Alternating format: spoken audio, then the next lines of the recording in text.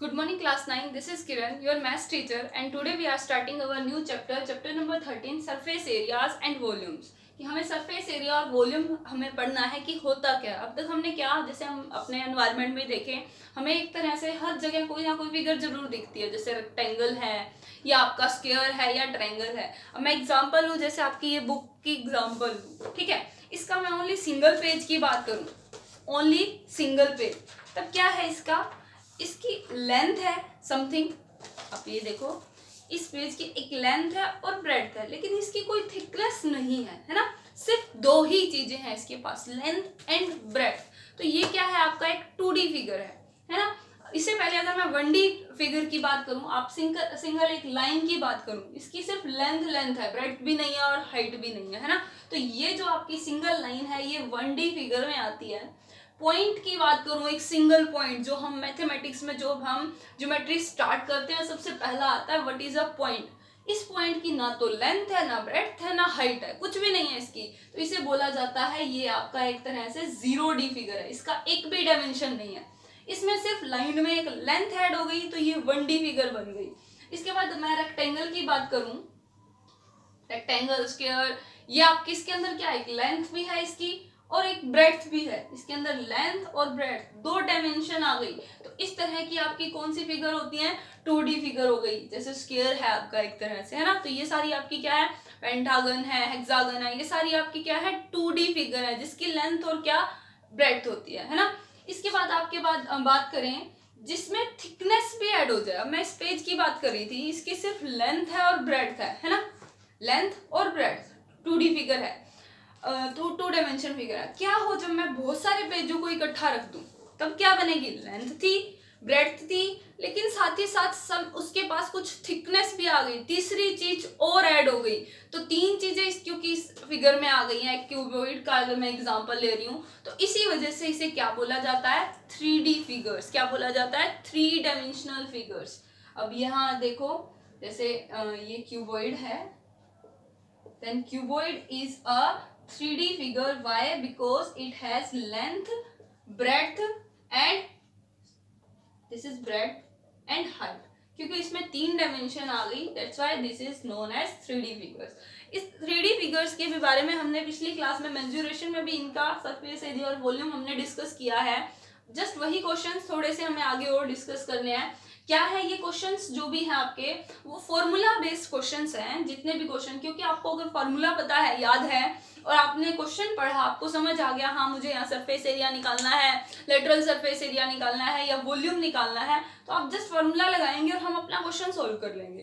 तो आपके लिए जो मेन है, आपको एक सबसे पहले तो फॉर्मूला लर्न होना चाहिए, ठीक है। तो हम देखते हैं कि फॉर्मूला आया कहाँ से। जैसे हमने 2D फिगर्स के एरिया की बात करी थी, अब एरिया और सरफेस एरिया में क्या डिफरेंस है। एरिया जो होता है हम 2D फिगर्स के लिए मोस्टली यूज करते हैं, सरफेस एरिया हम 3D फिगर्स के लिए यूज करते हैं।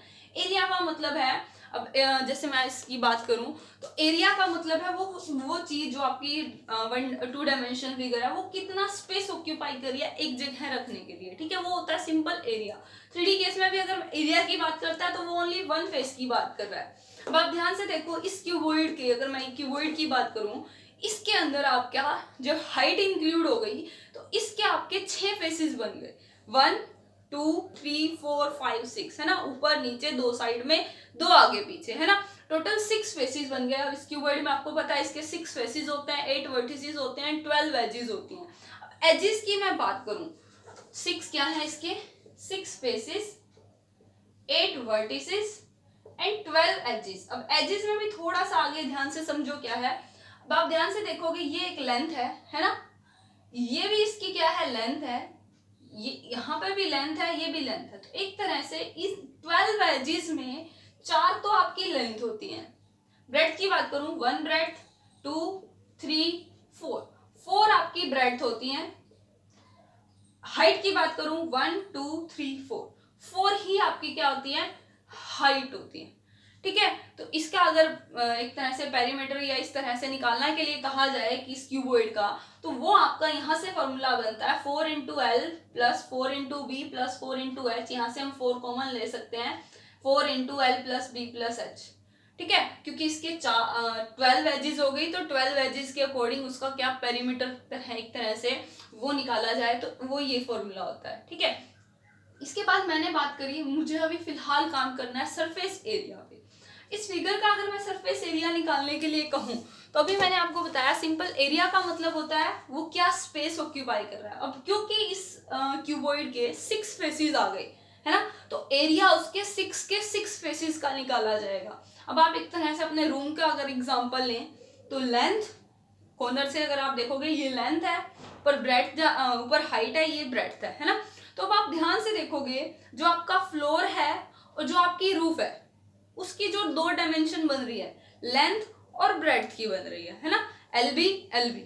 ठीक है, और जो 4 वॉल्स की बात आती है उसमें एक डायमेंशन तो 100% क्या आ रही है, हाइट आ रही है। वॉल्स के अंदर ये 4 कोने जो आ रहे हैं इसके आपके, वो हाइट के आ रहे हैं, हाइट हाइट हाइट हाइट है ना। जो आपका फ्लोर और रूफ है इसमें लेंथ है और ब्रेड्थ है, यहाँ पे भी लेंथ है और ब्रेड्थ है ना। अगर मैं इस सामने वाली वॉल की बात करूं, 6 फेसेस है, ऊपर नीचे वाला फेस मेरा हो गया क्या है, इसका एरिया निकलेगा, मतलब एक डायमेंशन इसकी एल है, एक डायमेंशन इसकी बी है। मैं 6 फेसेस को अलग अलग बना लेती हूँ। ठीक है, एक तरह से आप, मैं इस फिगर को क्या खोल लेती हूँ, तो आपके पास ये फिगर एक तरह से ये बनेगी, जो आपकी बुक में बना रखी है उसी के अकॉर्डिंग मैं आपको बता रही हूँ। आप अपने अकॉर्डिंग भी, अगर आपके पास कोई बॉक्स है आप उसे खोल के भी समझ सकते हैं इस चीज को।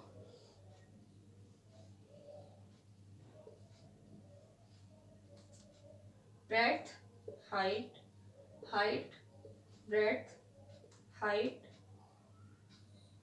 ब्रेड्थ एच, ये दोनों सेम होता है। ये है आपका L L L L L H H B B B and B.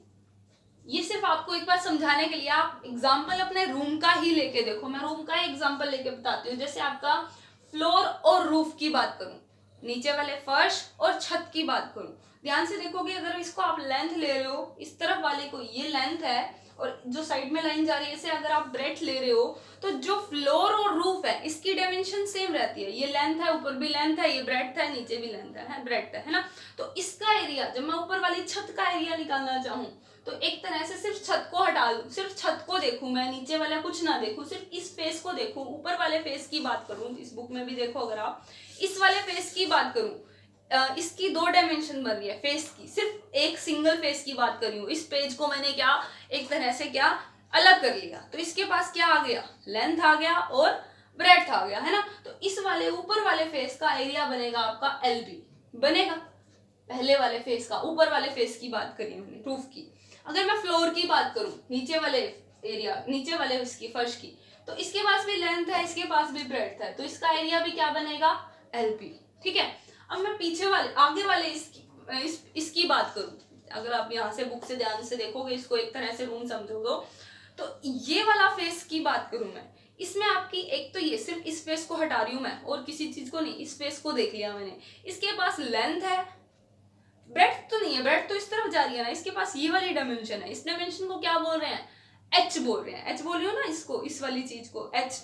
ये एल है इस फेस के पास और एच है, ये भी एल है, ये भी एच है ना, L H L L H H, ये बन रहा है ना इस फेस के पास। तो इसके एरिया की बात करूं क्या बनेगा, एल इंटू एच है ना।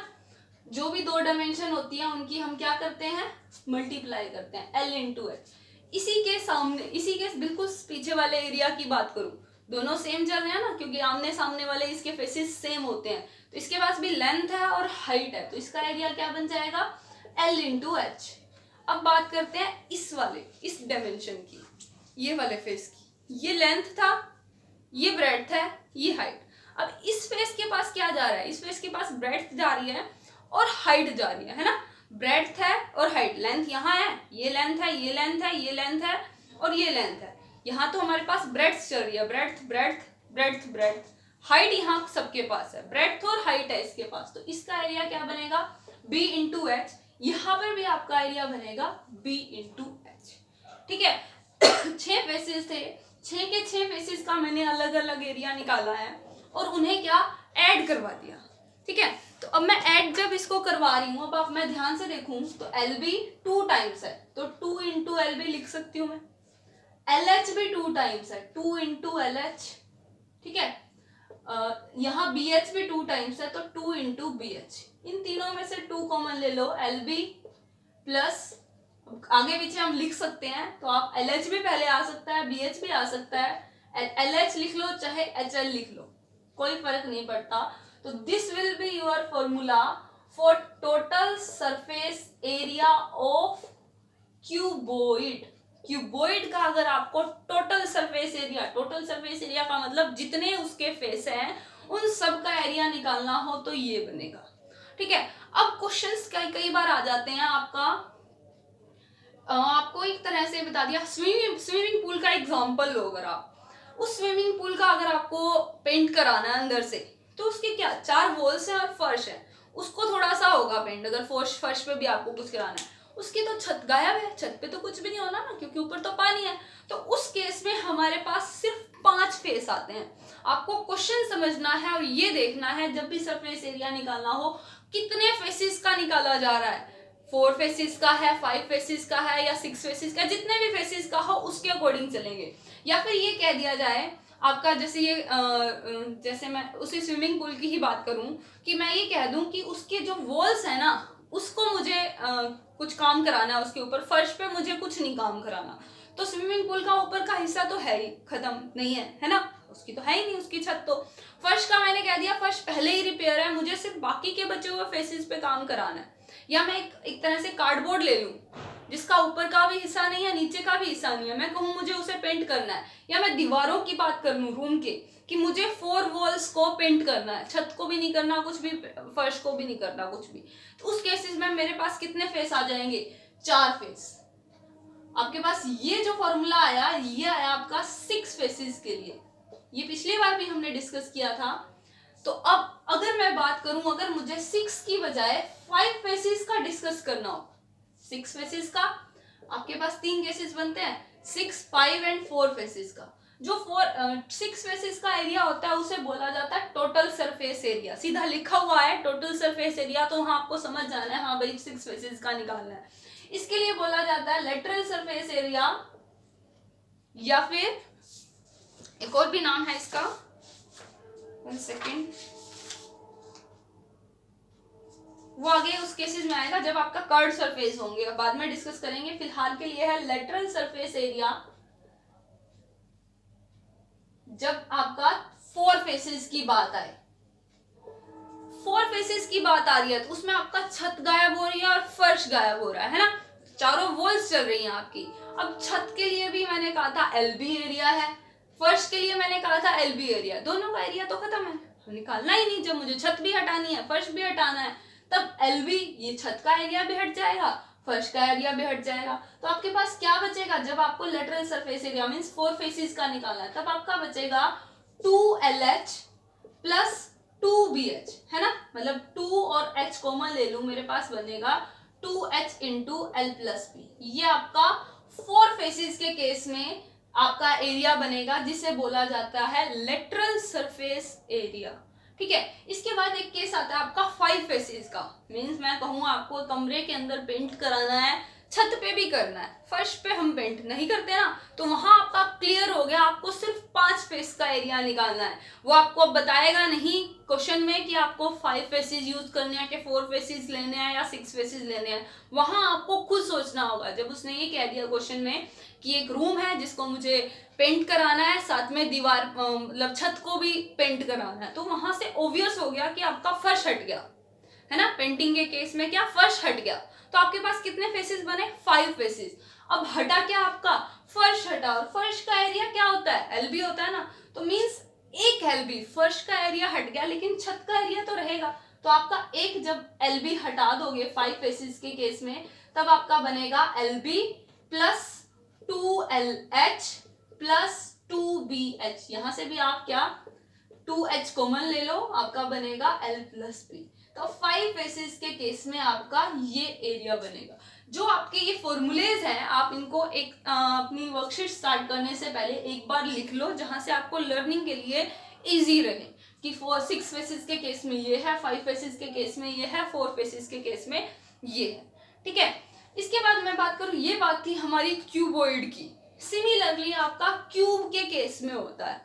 ठीक है, अब मैं क्यूब की बात करूं, इसी के अंदर मैं आपको समझा रही हूँ। क्यूब के केस में अब मैंने आपको बताया था, जब रेक्टेंगल के साथ हम किस पे आते हैं, स्क्वायर पे आते हैं, उसमें एल और बी अलग अलग नहीं लेते, हम सिंगल ले लेते हैं, एस एल और बी सेम हो जाते हैं। इसी तरह से जब मैं क्यूब की बात करूं, जो क्यूब है उसकी लेंथ, ब्रेड्थ और हाइट तीनों चीजें क्या सेम हो जाती हैं। L B S, B B S और एच बी एस, मतलब सारी चीजें सेम। साइड मैं उसको नाम दे दूं अगर ए, ये भी ए, ये भी ए, सारी चीजें ए है ना।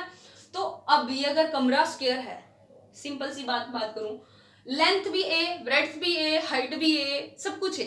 ठीक है, तो मैं नीचे अगर फर्श की एरिया की बात करूं, लेंथ इंटू ब्रेड्थ ए स्क्वायर, ए इंटू ए क्या बन जाएगा, ए स्क्वायर। तो मतलब आपको क्या, एल की जगह भी ए पुट करो, बी की जगह भी ए पुट करो, एच की जगह भी ए पुट करो, तो आप ध्यान से देखोगे उसका हर फेस क्या होता है। सबसे पहले अपने माइंड में क्लियर करके चलो, जो आपका क्यूब है उसका हर एक फेस स्क्वायर होता है ना, और स्क्वायर का एरिया होता है साइड का स्क्वायर, है ना, ए स्क्वायर। तो इसके 6 फेसेस हैं, सारी डायमेंशन सेम, ए स्क्वायर, ए स्क्वायर, ए स्क्वायर, ए स्क्वायर, ए स्क्वायर, ए स्क्वायर, 6 बार ए स्क्वायर। तो जब क्यूब का केस है, उस केस में आपका जो एरिया बनेगा, टोटल सरफेस एरिया, 6 फेसेस की बात आती है, तब 6 फेसेस के केस में मैं यहाँ यही लिख रही हूँ साथ में ही, 6 फेसेस के केस में क्यूब का जो एरिया, टोटल सरफेस एरिया बनेगा वो बनेगा 6 ए स्क्वायर, मीन्स 6 इंटू साइड का स्क्वायर। 5 फेसेस के केस में 5 ए स्क्वायर, 4 फेसेस के केस में 4 ए स्क्वायर। ठीक है, और पेरीमीटर की जब बात आती है, एल बी एच तीनों चीजें सेम, ए प्लस ए 3a, 4 इंटू 3a मतलब आपका क्या बन जाएगा 12a। ये चीजें आपको अपने माइंड में अच्छी तरह बैठानी है। जब आपको ये चीजें फॉर्मूलाज लर्न हो गए, पता लग गया कि 6 फेस का है या 5 फेस का है या 3 फेस का है या 4 फेस का है, उसके बाद आपके लिए क्वेश्चन निकालने बिल्कुल बिल्कुल ईजी हो जाएंगे। ठीक है, जैसे अगर हम पहले क्वेश्चन की ही बात करें, एक ही क्वेश्चन डिस्कस कर रहे हैं, आगे आप खुद करोगे।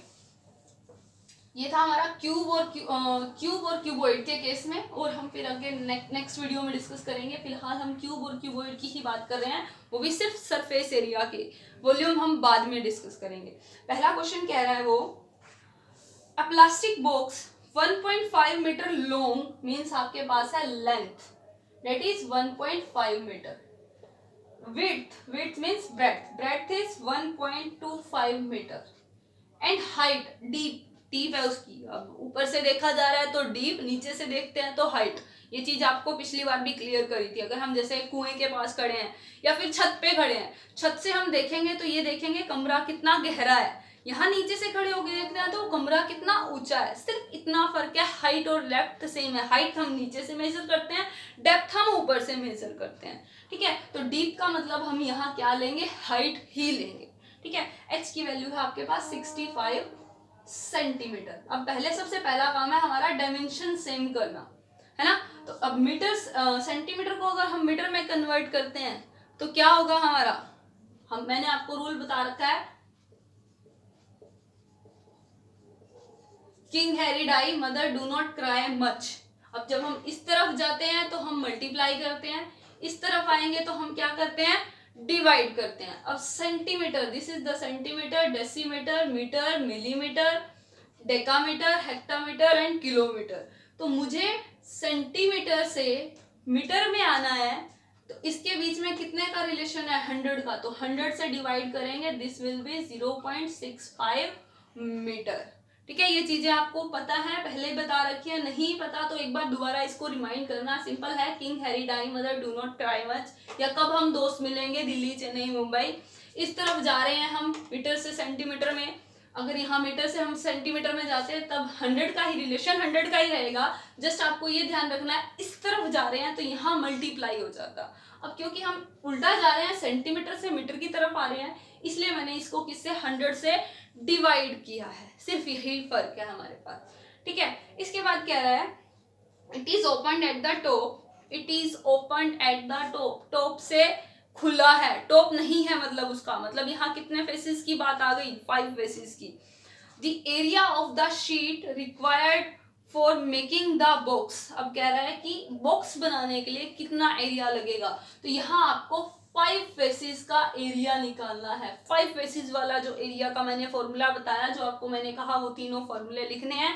5 फेसेस वाला एरिया लिख के, फॉर्मूला लिख के एल, बी और एच की वैल्यू पुट कर दो, आपका एरिया आ जाएगा। ठीक है, नेक्स्ट है the cost for the sheet. अब आके आपको कॉस्ट निकालनी है, जो भी एरिया आया उसको ₹20 से मल्टीप्लाई कर देना, आपका कॉस्ट आ जाएगा। क्लियर है, यही सारा क्वेश्चंस में है। आपको जस्ट क्या रीड करना है, सबसे पहले क्वेश्चन पढ़ना है, देखना है कितने फेसेस की बात चल रही है। यहाँ उसने खुद बोल दिया एट द टॉप, सिर्फ टॉप से ओपन है तो मतलब कितने 5 फेसेस की बात आई, तो 5 फेसेस वाला एरिया लग जाएगा। देन आपको कॉस्ट निकालना है, तो जो भी आपका आंसर आया उसको मल्टीप्लाई करा देंगे। इसी तरह से आपके सारे क्वेश्चन है, ध्यान से करेंगे। पहले आपका काम है ध्यान से पढ़ना, समझना, फिर सॉल्व करना। जस्ट फॉर्मूला बेस्ड क्वेश्चन है, फॉर्मूला आपको लर्न है तो क्वेश्चन इजीली हो जाएंगे, अदरवाइज आपको दिक्कत आएगी। ठीक है, तो इसके लिए सबसे पहले यही करना है, जितने भी आपको फॉर्मूलेज आते हैं, जो भी उस वर्कशीट में यूज होने हैं, वो आप पहले लिख लो एक जगह, लर्न कर लो, उसके बाद आप अपने क्वेश्चन सोल्व करो। क्लियर?